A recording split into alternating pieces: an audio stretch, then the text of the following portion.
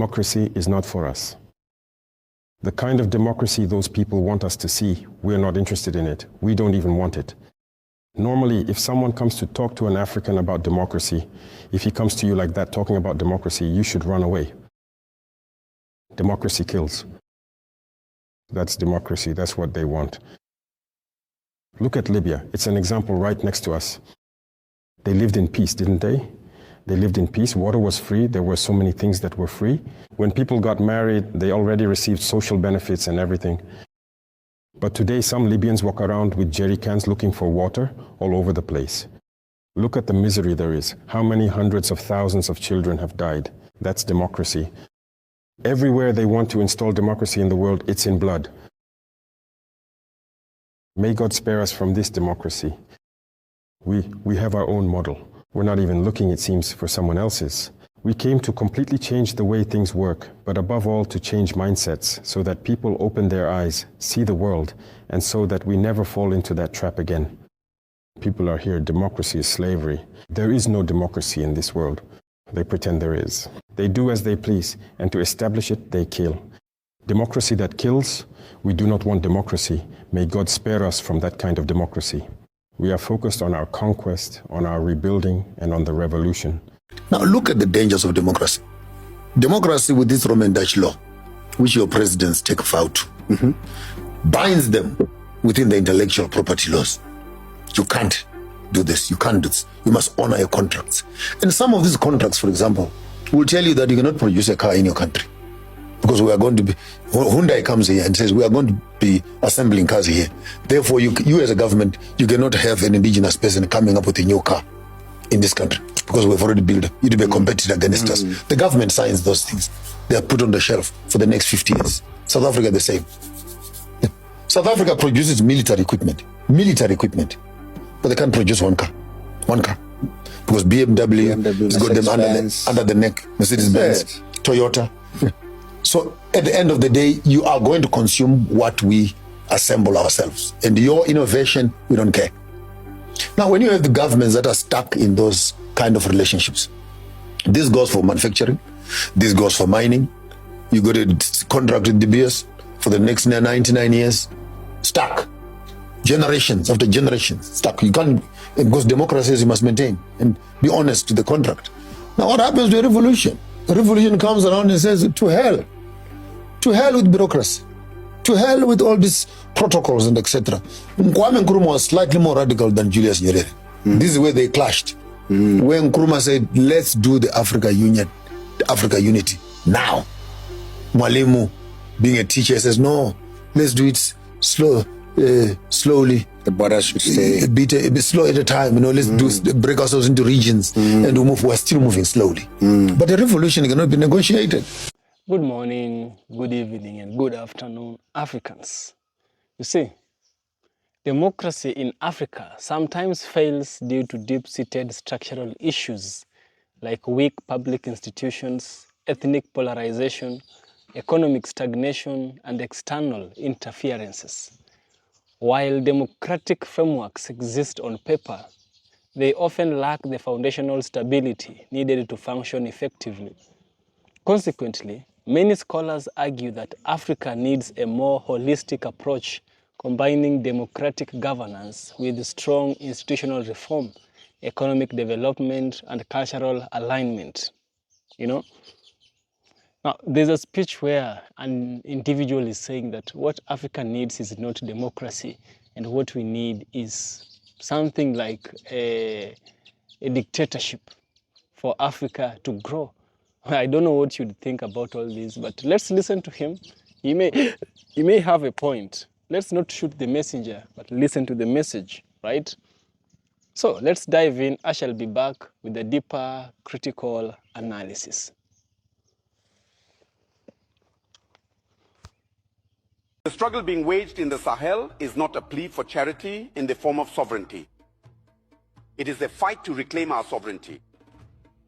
And from this perspective, my remarks revolve around two cliches that need to be clarified. Because we observe that through speeches and even the human rights issues that are raised, there are strategic plans to assassinate our leaders that are underway. And when I speak of a strategic plan to assassinate leaders, I need to be precise in my words so that everyone can understand. From the moment we talk about democracy, it is said that the AES countries must return to democracy. They must return to holding elections. What kind of democracy are we talking about? That question mark deserves to be raised, considering that from the 1960s to 2022, if I take the case of Burkina Faso, we have been governed by so-called Democrats who were installed, put in place by people sitting on the other side of the oceans. What has been the impact on the ground? Let me give a few examples. From 2022, that is from 1960 to 2022, that makes 62 years. Compared to the period from 2022 to 2026, that's 4 years. In 4 years, here is what has been accomplished. When the call was made to the Burkinabe people to face the current situation, starting in 2022, at the moment when I'm speaking to you, the state has allocated 104 billion CFA francs to agricultural mechanization and inputs. And what results have we achieved? That means 104 billion, which is more. And this allowed us to reach 67,000 tons of cereals to feed the population.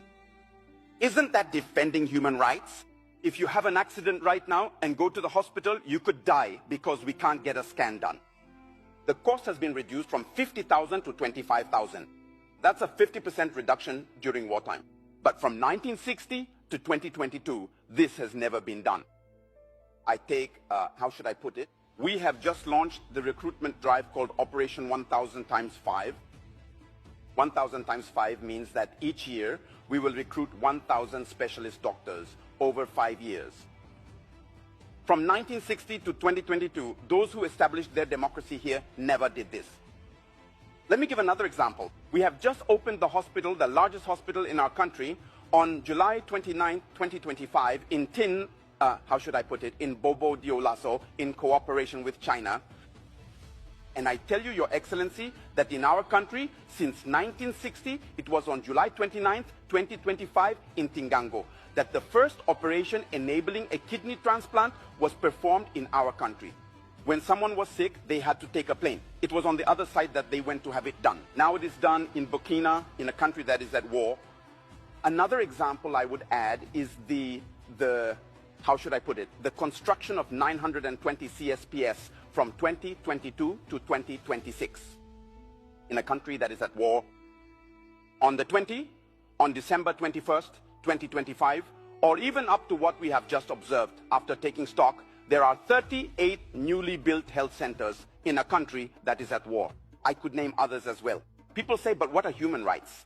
It's the right to life, isn't it?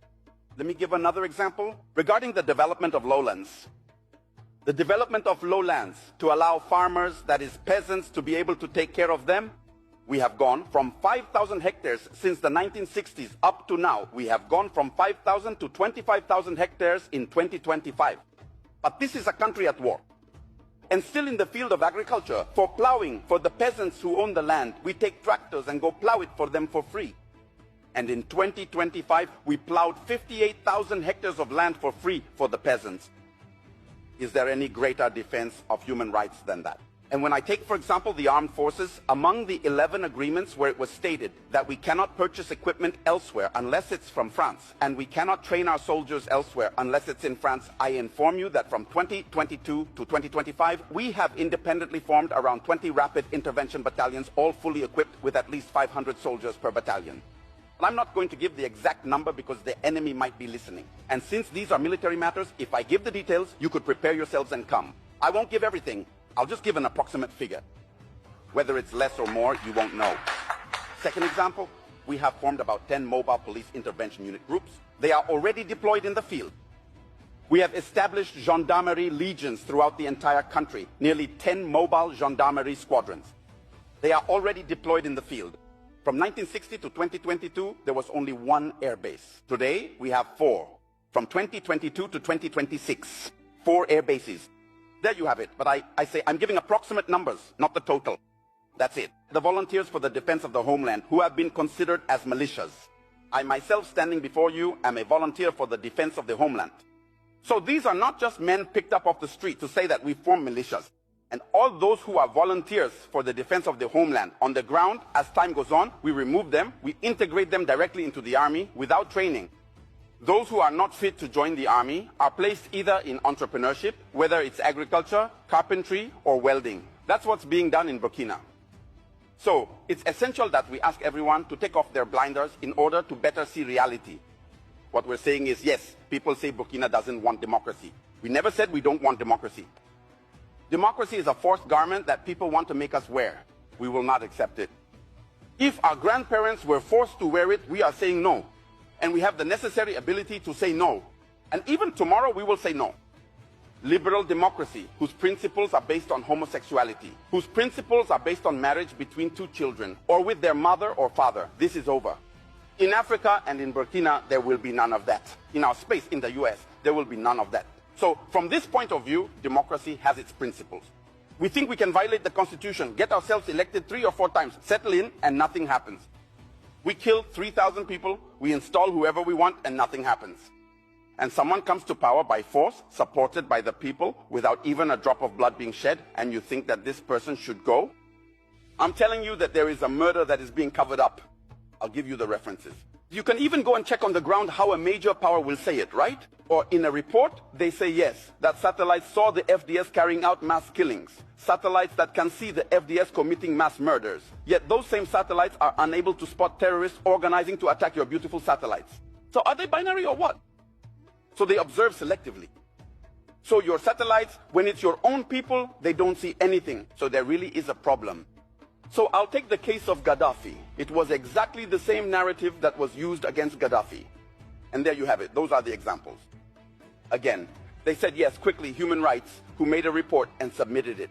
First of all, the people at Human Rights need to understand that the Universal Declaration of Human Rights from 1589 was created 553 years after the Charter of Kurukan in 1236. You can't come and teach Africans what human rights are. The Universal Declaration of Human Rights of 1948, for its part, was established 712 years after the Charter of Kurukan. That means that in Africa we know what human rights are about. So you take it, you say yes, Human Rights made a report, go file it among the reports that contributed to the adoption of the 1970 and 1973 resolutions, either 1970 or 1973, which led to the assassination of Gaddafi. They even said it was to create an aerial exclusion zone. It is a zone that was created. They intervened all the way to the ground. They went and massacred Gaddafi, and then they came back.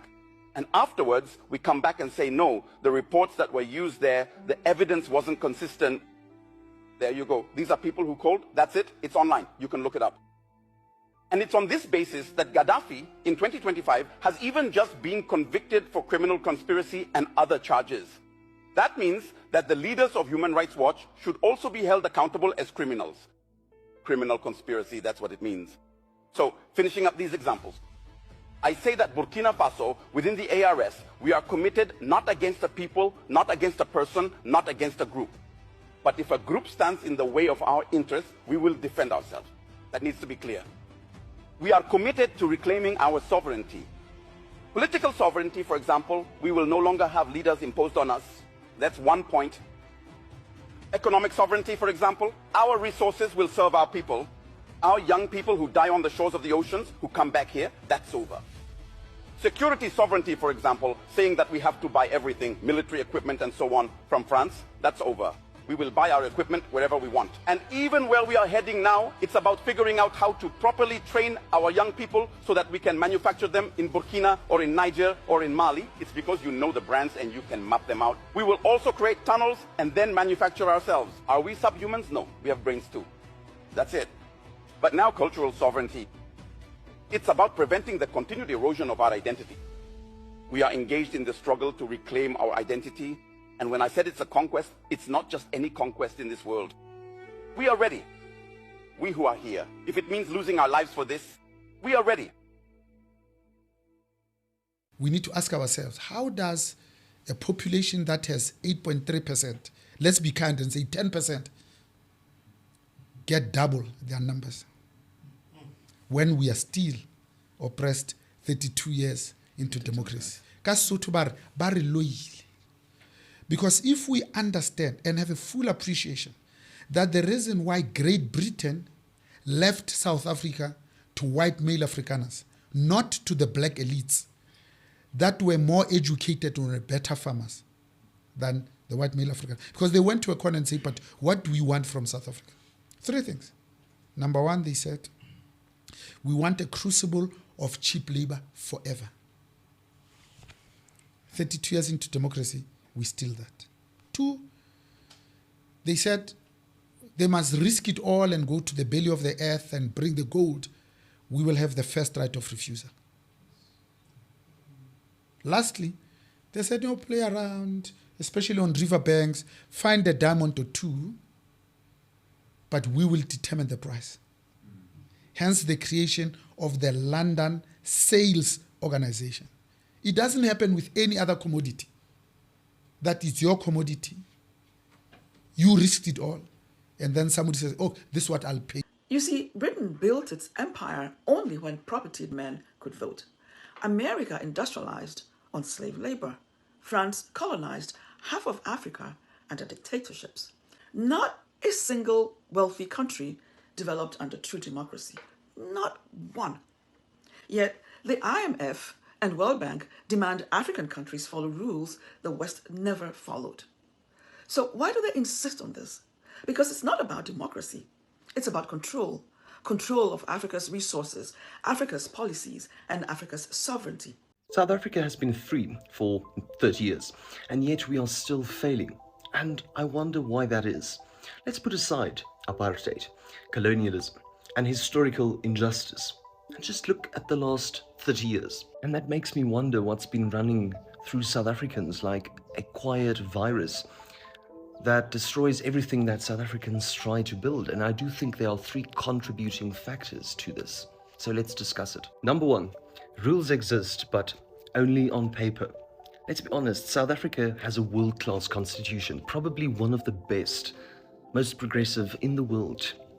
Our laws are solid, but none of these things matter. None of these rules matter if no one is there to enforce them. And that brings us to number 2. Enforcement in our country is broken. Rampant corruption, crimes that go unpunished, and in a system that constantly rewards bad behavior, honesty becomes a disadvantage, and that system reproduces itself over and over. And number 3, which is very important if you believe in free markets and open markets, hey, to all the liberals and capitalists out there, consequences become unpredictable. And this is probably the most important one, because sometimes guilty people walk free, sometimes innocent people are punished, sometimes nothing happens at all. And this makes it very difficult for international collaboration in capitalist frameworks or investment like the Democratic Alliance likes to claim. Because when people can't predict outcomes, they stop trusting a system. South Africa isn't failing because of history alone. It's failing because of those 3 contributing factors that I just presented to you. Number 1 is law and rules, which we have. It's some of the best on paper in the world, but we fail at implementation. Trump is a dictator. The King of Britain is a dictator. The ruler of Dubai is a dictator. The leader of China is a dictator. Leader of Singapore is a dictator. But now when you look at China, we call it benevolent dictatorship, where the people vote for their leader. 3,000. Then they give him permission. 3,000 people. Yeah, and they give him permission to say run. Get to Singapore, you have meritocracy, where on the basis of qualification, the best man for the job must run and trust his judgment. You get to Dubai, the royal house decides what must happen. I don't know who drugged Africans to tell them that democracy works. But for 65 years, from Kwame Nkrumah, coming down to Nelson Mandela, the whole of Africa is crying with leadership. I have traveled the whole width and breadth of Africa, from Tanzania to Nigeria, to Ghana, Botswana, to Namibia, to Mozambique. Every country, Zimbabwe included. So a dictator in my world, when I say that, it must be a dictator, number 1, who dictates the right thing, who has a clear agenda. And a man who has a clear agenda, a national agenda that benefits the people. To hell with democracy. People want food, people want water, people people want roads. And to implement these things, the democratic system is full of bureaucracy. I've used an illustration once, right now, where if a toilet is not working, under a fully functional democratic government, you must come and report it. Then it's written, toilet not working. Then you must call a sitting. How are we going to repair the toilet? Minuted. After that, let's begin to find who will fix the leaking toilet. And before you that, there's a holiday for 3 days. We'll come back to Parliament next week. When you come back to Parliament, let's find the companies that can actually do it. Can you have 3 quotations or 4 quotations? We'll give you 2 weeks to do your quotations. The quotations come. Then the judiciary, the adjudication must sit down and decide who amongst these ones must do the project. And after that, then we must go and procure from the Department of Finance how much will it cost us to fit this vis-a-vis what has been quoted. And while you are doing that, we award the contract. After you finish awarding the contract, there is an appeal from one of them who loses the appeal that actually my quotation was better. Let's start again. You will spend 3 years with the toilet that is not fixed, but the system is trying to get it fixed. You understand what I'm saying? Oh, yeah. And this is where Africa is. Every politician out there who has got a better explanation that democracy will work on African ground, please come forward and challenge me on that. We can say that we are free, but our freedom is rotting, is eating, is cankering, is destroying, is vandalizing our own systems. We bring up children that we don't know. We worship what we don't know. We eat what we don't know. We work for what we don't know. We bank where we don't know our money is going. We insure our things where we don't know. We are simply an audience that is floating in the midst of a system that is being managed by those who have resources. I want to say it very clearly, that poor people have no choices. Poor people have no choices. Choices are for the rich people. So show me a democratic system that allows common people to be rich. No, democracy is actually a fine-tuned system of capitalism. Some small little elements of socialism and a little bit here and there of some hierarchical and cultural tolerance. But democracy, in all honesty, is not a system that was built by Africans, to be maintained by Africans, to be assumed by Africans. Our form of governance as Africans is Ubuntu. Ubuntu is our governance. I am because you are. It does not make sense that Africa can have so much, so many resources, yet Africa still languishes in poverty. We have banks that we don't own. We have education systems that we don't own. We have curriculums that we never wrote. We have political parties that don't service our own interest as people. We have passports that don't give us access to other countries. They have access to our countries. We don't have access into their own countries. And that's supposed to be democracy. They have embassies in our own countries, and yet they put the same countries in sanctions. What sort of a system are we talking about if we are addressing the issues of African democracy? African democracy is a crippled child who is sitting on a wheelchair, a paraplegic wheelchair. In as much as our countries are claimed to be democratic, they are not free at all. Our economies are... I no longer use the term democracy much, because I think it misrepresents what we want. I think the Westerners came and told us that democracy means, 1, you must have multi-party politics. 2, you must have periodic elections. I now use the word governance more. Look at your typical post-colonial African state. They are multi-ethnic. And because they are multi-ethnic, there are certain things and considerations that you put into account that would not make sense in a mono-ethnic country such as Denmark. Take, for example, a country like South Sudan. It has 5 vice presidents. It doesn't make sense on the face of it. But in order to preserve the nation, that which does not make sense makes sense in that environment. Democracy often struggles across the continent of Africa due to mismatch between Western-style electoral frameworks and local political realities. Elections without institutional substance happens a lot in Africa. Countries frequently hold regular elections but lack independent judiciaries, free media, and neutral security forces. You see, when this happens, it turns democracy into electoral authoritarianism, right? Like for instance, my country, Kenya, every election, someone must always die. A group of people must die due to elections related issues. People must always die, you know. Someone is saying you stole my vote, another one is saying I didn't steal your vote, you lost, you know. That's how the system goes in Africa. People do not want to leave power. They think that if they leave power, the country would not exist. That is what they have in their mind. You understand?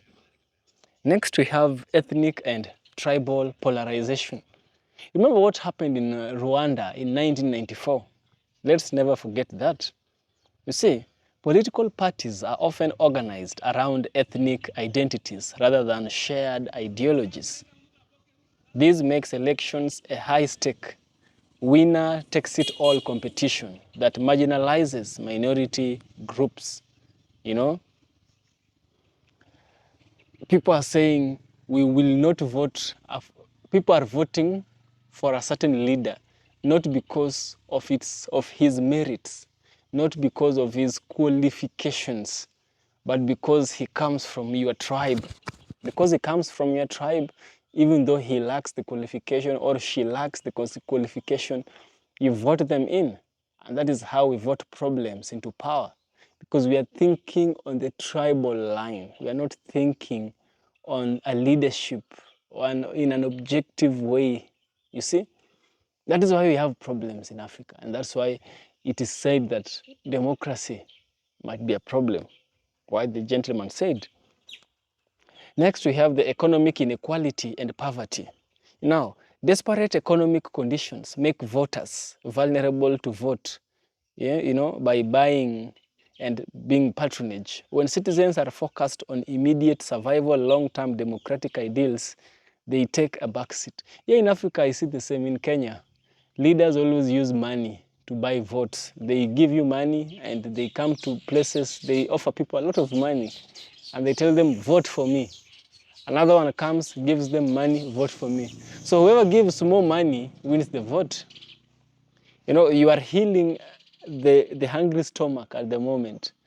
You are not healing the problem that is in the house, the problem of poverty. You are just feeding the stomach at the moment.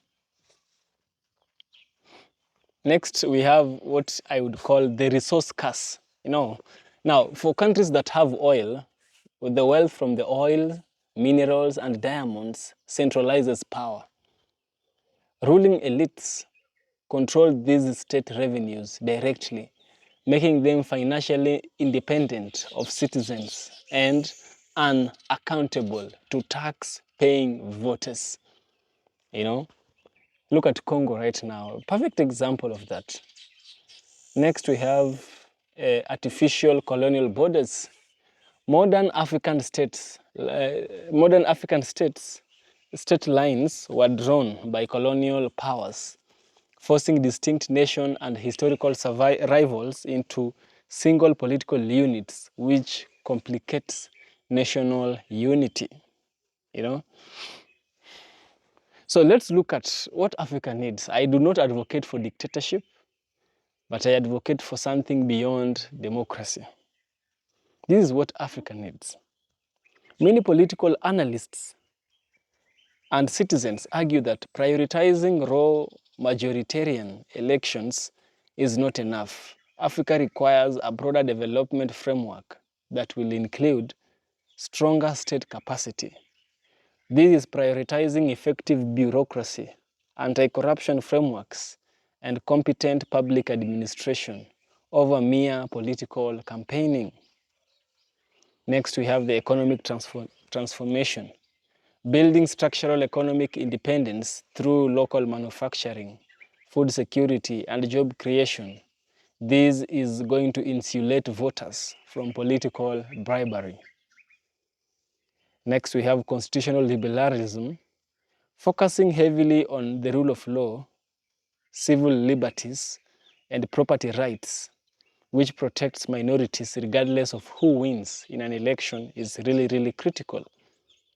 We have indigenous governance models, adapting democratic principles to its to fit local traditions, consensus building customs and community-centric leadership styles rather than copying Western models exactly, you know. This is the problem that we are having in Africa. We're having a problem in Africa, a severe, huge problem, you know. So here are the severe consequences of democratic failures. When democracy fails, here's what to expect. When superficial democracy fails to deliver real human progress, it triggers a very dangerous ripple effect across the continent. First, we have the resurgence of military coups. Citizens frustrated by corrupt civilian governments frequently celebrate military takeovers, seeing juntas as a faster route to stability and security. Secondly, we have civil unrest and armed conflicts. Disputed elections and the systematic marginalization of ethnic minorities regularly trigger violent civil wars and regional insurgencies. Thirdly, we have severe economic stagnation. Political instability scares away foreign investment. It damages critical infrastructure and also accelerates devastating capital fight. Fourthly, we have mass brain drain. You know, educated professionals, youth, and skilled workers leave the continent in large numbers due to a lack of security, economic opportunity, and political freedom. Lastly, we have what is called the rising geopolitical exploitation. Now, weakened democracies often rely heavily on foreign powers who exchange high-interest loans or mercenary security services for direct access to Africa's vast natural resources. Yeah, very sad indeed that democracy fails and what is needed is dictatorship. Very sad indeed. So share your thoughts in the comment section. I'd really love to hear what you perceive of all this. Let's hear what you perceive. Share them on the comment section. See you in the next one and stay positive.